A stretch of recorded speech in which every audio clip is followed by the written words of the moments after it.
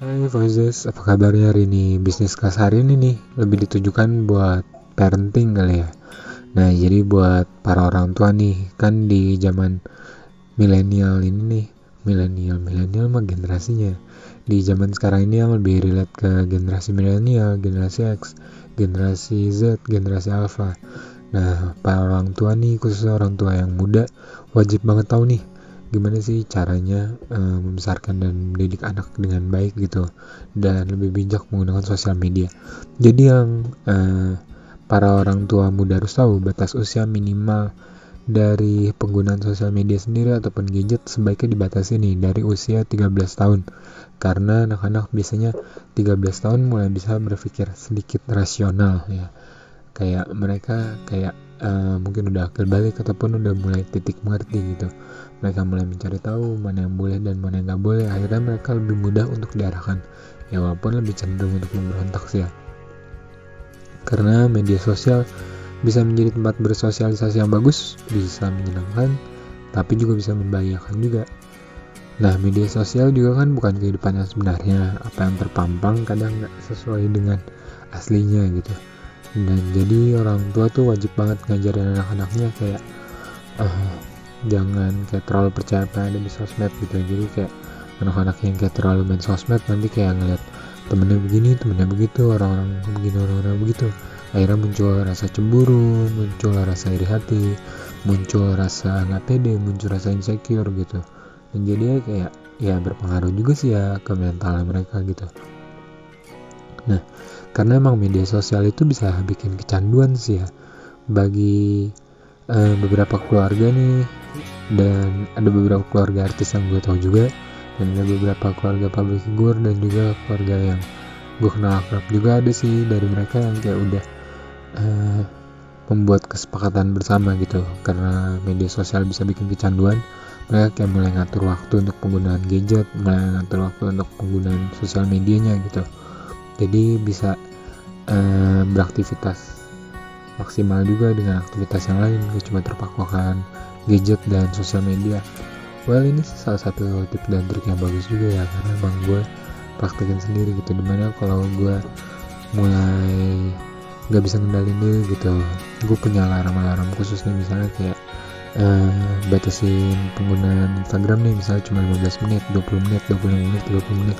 Tapi karena emang gue berkecimpung di digital marketing, agensi tim agensi, tim kreatif gitu ya, dan juga orang-orang yang emang harus update terus soal sosial media, itu pun juga gue batasin gitu, dimana gue pasang alarm nih, misalnya untuk buka sosial media ini berapa lama, buka untuk sosial media ini berapa lama, dan gue udah bisa tahu soal ini itu kayak dibatasin juga, biar kayak ya punya pakem sendiri sih ya, karena emang bisa bikin kecanduan juga, dan emang kita bisa menerima informasi yang kadang nggak sesuai dengan apa yang lagi kita butuhkan juga, dan akhirnya ya yang ada bikin mumet dan berdampak juga sih ke emosi kita.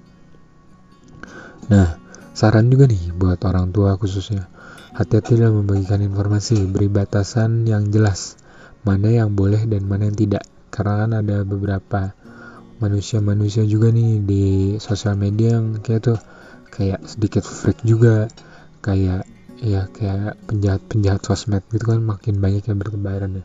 Kita nggak tahu nih apa yang dibagikan oleh seseorang ternyata bisa digunakan secara buruk oleh orang lain gitu. Misalnya kayak hal paling simpel aja kayak foto gitu, kayak cewek-cewek yang suka kayak bagiin foto-foto cantik, foto-foto seksi. Nah, itu tuh bukannya nggak berbahaya, itu berbahaya banget, karena foto-foto itu bisa salah digunain untuk di akun-akun bodong yang kayak misalnya beola inilah itulah. Nah, itu kan nggak benar banget ya, akhirnya jadi berdampak kepada si user sosial media itu sendiri. Nah, dan jangan mudah percaya sama orang asing nih. Orang tua wajib banget ngasih tahu ke anak-anaknya, karena banyak banget kasus-kasus di seluruh dunia ya, di Indonesia juga banyak banget, kayak anak yang baru gede gitu, misalnya pacaran via online sama orang baru dikenal, tau nanti ngilang, diculik, nggak taunya pulang-pulang tinggal nama. Nah, itu kan nggak baik banget ya, jadi emang harus dikasih tahu sih batasannya ya. Nah, juga jangan mengunggah konten negatif yang bisa merugikan diri sendiri ataupun teman ataupun keluarga gitu, misalnya kayak nge-hate seseorang, ngebenci seseorang, hakimin seseorang. Nah, karena apapun yang udah diposting gitu, dan apalagi kalau udah viral nih, kita kan nggak pernah tahu ya apa sih yang bisa tiba-tiba meledak dan viral gitu. Kali aja kita lagi bercanda, tiba-tiba kita kayak nge-hate speech ataupun kayak ngebully seorang di sosial media, dan akhirnya itu berdampak besar, dan itu ternyata punya impact yang besar dan akhirnya merugikan teman-teman sendiri.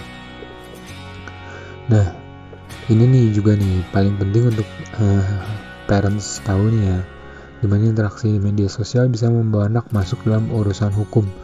Karena kayak YouTube pun udah kayak membuat KOPA gitu, jadi aturan untuk mengamankan para kreator anak-anak maupun anak-anak yang terlibat dalam suatu video yang ada di YouTube, dan juga anak-anak yang di bawah umur gitu yang mau menonton YouTube. Jadi mereka udah punya aturan yang jelas gitu bagi kreator, bagi penontonnya, bagi kreator-kreator dewasa yang mungkin ada unsur anak-anak terlibat di dalamnya.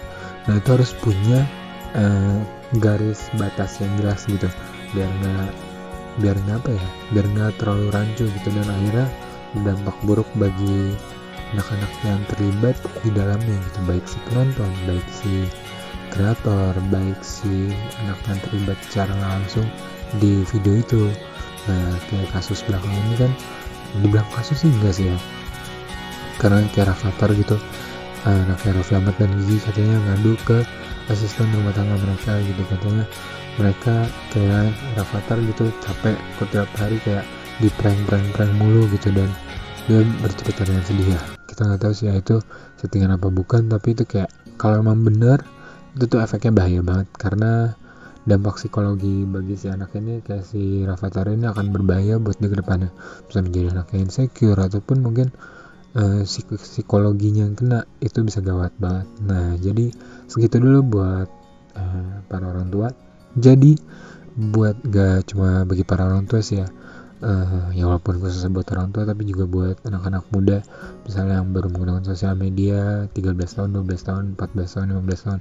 Ini wajib banget kalian tahu nih, karena sosial media itu kejam, dan sosial media itu sesuatu yang berbahaya tapi juga menyenangkan.